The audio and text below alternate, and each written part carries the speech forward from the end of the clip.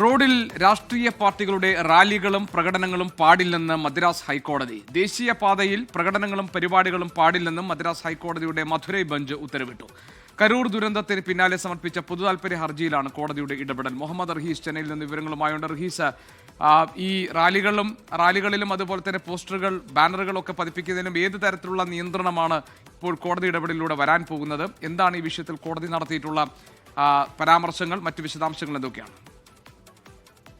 ഈ കരൂർ ദുരന്തവുമായി ബന്ധപ്പെട്ട് മദ്രാസ് ഹൈക്കോടതിയുടെ വിവിധ ബെഞ്ചുകൾ ഈ പല കേസുകളും പരിഗണിച്ചു തുടങ്ങിയിരിക്കുകയാണ്. ആദ്യഘട്ടത്തിൽ ഈ എല്ലാ കേസും കഴിഞ്ഞിട്ട് പരിഗണിക്കാമെന്ന് അറിയിച്ചിരുന്നു. അതിന് പിന്നാലെയാണ് ഇപ്പോൾ ഓരോ കേസുകളും പരിഗണിക്കുന്നത്. ഇപ്പോൾ പരിഗണിച്ചുകൊണ്ടിരിക്കുന്നത് ഈ റോഡുകളിൽ ഈ പൊതുപരിപാടികൾ, അതായത് സർക്കാരിന്റെ ഈ രാഷ്ട്രീയ പാർട്ടികളുടെ വിവിധ തരത്തിലുള്ള റാലികളും പ്രകടനങ്ങളും മറ്റുമൊക്കെ നിരോധിക്കണമെന്ന് ആവശ്യപ്പെട്ടുകൊണ്ടുള്ള ഹർജി പരിഗണിക്കുമ്പോഴാണ് മദ്രാസ് ഹൈക്കോടതിയുടെ ഒരു സുപ്രധാനമായിട്ടുള്ള വിധി വന്നിരിക്കുന്നത്.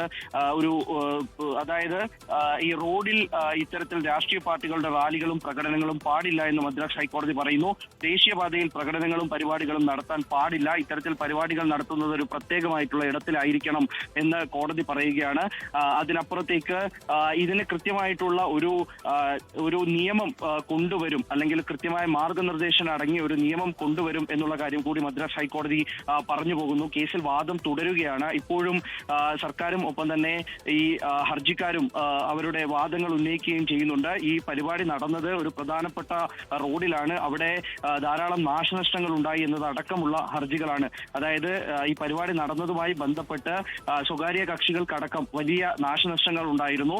അപ്പോൾ അതുമായി ബന്ധപ്പെട്ടുള്ള ഹർജി പരിഗണിക്കവേ ഇപ്പോൾ ഈ നഷ്ടപരിഹാരം ആവശ്യപ്പെട്ടുകൊണ്ടുള്ള ഹർജികളിൽ സർക്കാർ ഉടൻ മറുപടി നൽകാനും ഹൈക്കോടതി ആവശ്യപ്പെട്ടിരുന്നു. മദ്രാസ് ഹൈക്കോടതിയുടെ മധുരൈ ബെഞ്ചാണ് ഈ കേസ് പരിഗണിക്കുന്നത്. 7 പൊതുതാൽപര്യ ഹർജികളാണ് ഇതേ സ്വഭാവത്തിലുള്ള ആവശ്യവുമായി കോടതിക്ക് മുമ്പാകെ എത്തിയിരിക്കുന്നത്. അപ്പോൾ ആ കേസുകൾ ഒരുമിച്ച് പരിഗണിച്ചുകൊണ്ടിരിക്കുകയാണ്.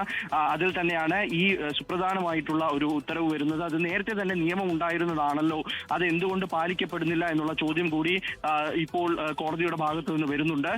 അതിനപ്പുറത്തേക്ക് കോടതി കുറച്ചുകൂടി കടന്ന് പോലീസിനെ വിമർശിക്കുമോ എന്നാണ് ഈ ഘട്ടത്തിൽ കാണേണ്ടത്. എന്തായാലും വാദം തുടർന്നുകൊണ്ടിരിക്കുകയാണ്. GK.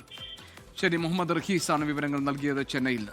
ലോകത്തെവിടെയായാലും ഏത് സമയത്തും 24 വാർത്തകളും ഓഗ്മെന്റഡ് റിയാലിറ്റി പാക്കേജുകളും എക്സ്പ്ലെയിനറുകളും വിശദമായി കാണാൻ ഞങ്ങളുടെ യൂട്യൂബ് ചാനൽ നിങ്ങൾക്ക് സബ്സ്ക്രൈബ് ചെയ്യാം.